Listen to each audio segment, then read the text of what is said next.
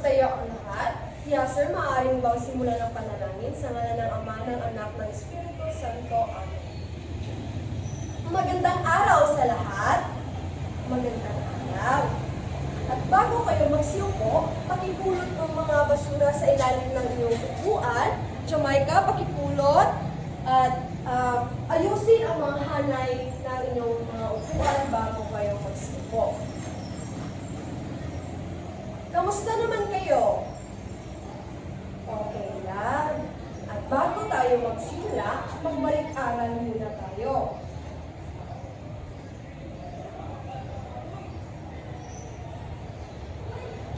Sino ang may nakakaalam kung ano ang tinatalakay natin kahapon?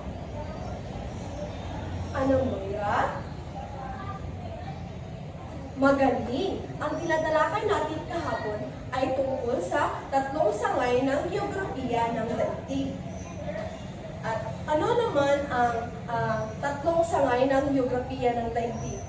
Ibang kamay naman, Richalyn, ang tatlong magaling. Ang sinabi ni Richalyn ay ang tatlong sangay ng daigdig ay ang geografiya ng pisikal, geografiya ng pantao, at ang pisikal ng daigdig. At bago naman tayo dadapo sa ating aralin natin ngayong araw ay ang may inihanda akong gawain sa iyo o pagganyak.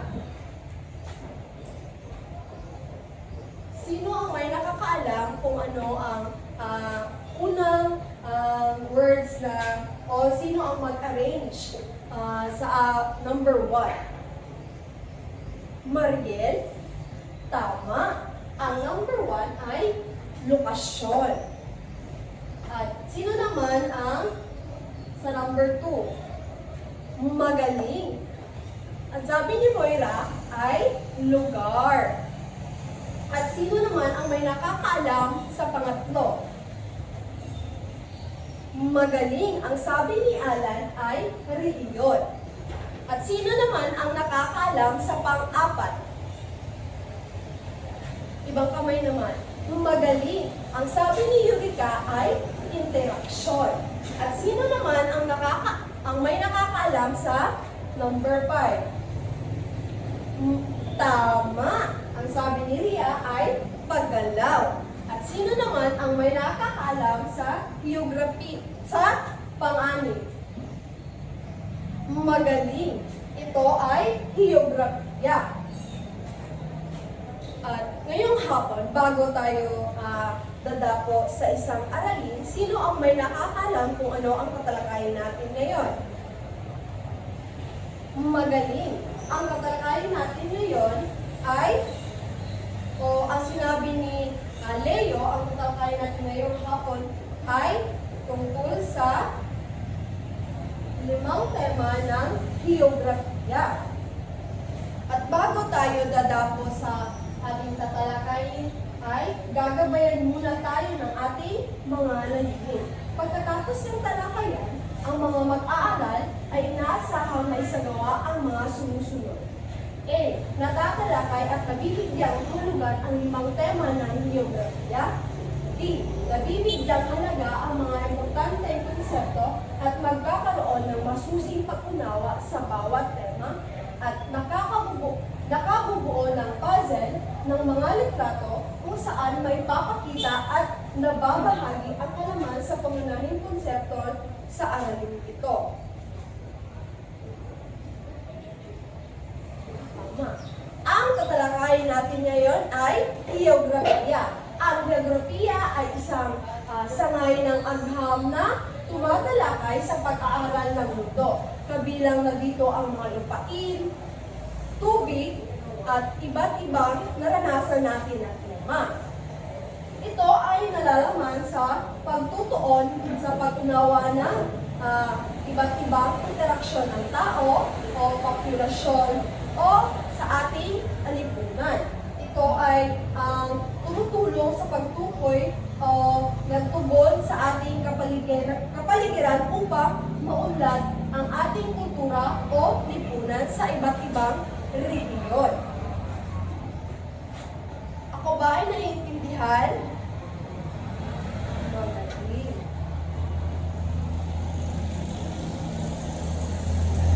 Ang limang tema ng geographiya ay nandun ang lugar, paggalaw, interaksyon at rehiyon, kung saan tatalakayin natin ito ay ito ngayong hapon. Yeah, sir, pakibasa ng lokasyon o tapos na. Ang lokasyon ay tumutukoy sa kung saan natatungkuan ng isang lugar. May dalawang uri ito, tulad lamang ng absolute na lokasyon at relasyong lokasyon. Ang absolute na lokasyon ay tiyak na magreferensya sa pagtukoy ng isang lugar o maaaring ito ay latitude o longitude o isang address kung saan ang sistema ng township. At ang relasyong lokasyon naman ay naglalarawan sa lugar batay sa katangian ng kapaligiran at koneksyon nito sa iba't ibang lugar. Ako ba ay naiintindihan? At ang pangalawa naman, sino ang may idea sa pangalawa? Richalyn, magaling. Ang sinabi ni Richalyn ay ang lugar ay isang ang lugar ay isang naglalarawan ng pisikal at taong-centric na katangian ng isang lokasyon.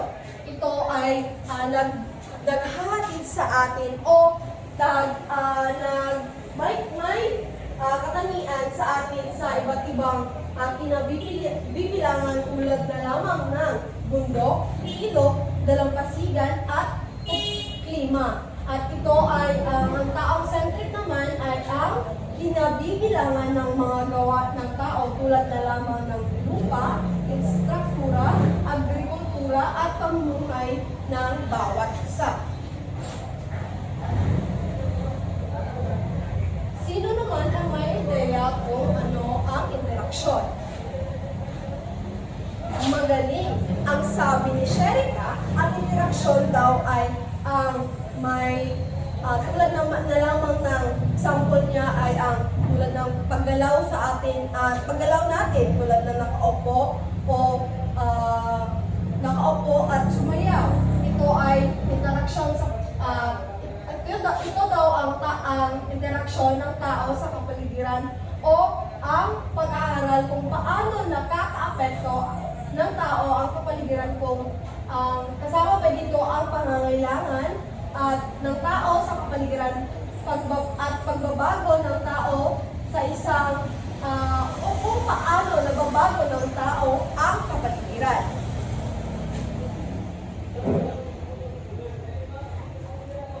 At sino naman ang may nakakaalam kung ano ang pang-apat? Magaling. Ang sabi ni Joy, ang pang-apat daw ay isang paggalaw. Ito ay nasusuri sa paglalarawan sa anumang bagay na gumagalaw sa ibabaw ng lupa. Kadalasan naman nito ay ang kalakal, serbisyo, imigrasyon at iba pa. Ito ay nababahagi din sa pagbabago ng isang tanawin at mahabang panahon.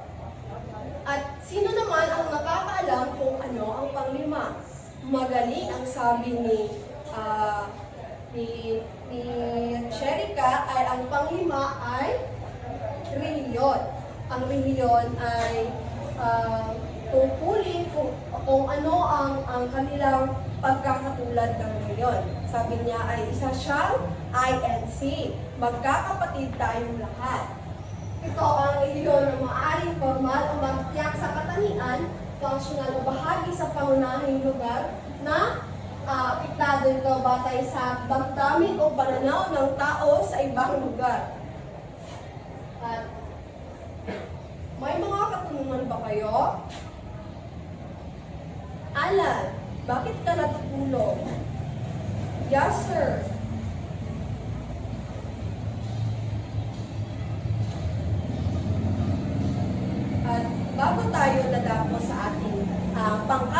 gawain, check kung may natutunan ba kayo. Wala. Meron. At ngayon ay may nahanda akong gawain dito. Ang buong klase ay hahatiin sa 5 pangkat at ang bawat pangkat ay bibigyan ng pira-pirasong larawan na bubuhin at madali nilang po at ito ay sagutan muna at bago nila i-representa. At matapos mabuo ay ito ay paliwanag nila kung saan ito napabilang o nakabilang tulad na lamang ng lokasyon, lugar, rehiyon, interaksyon ng tao sa kapaligiran.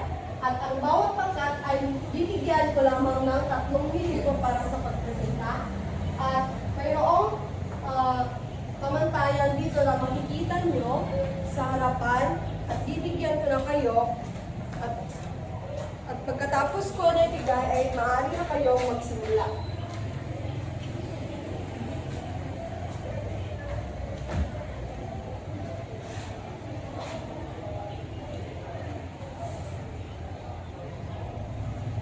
Tapos na ba ang lahat?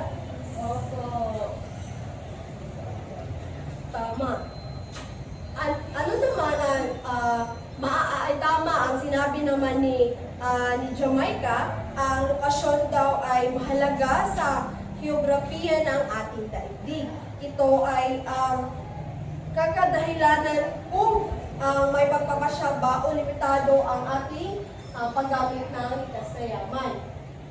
At sa pangalawang grupo naman, magaling. Ang sabi naman ni Mariel, ang physical o tao na centric na sa isang lugar ay may ginagamit ang tao kung saang lugar. Tulad na lamang ng ating lokasyon o saan tayo pupunta. Ito ay ginagamit sa ating kultura o pang-ekonomiya na ating layunin.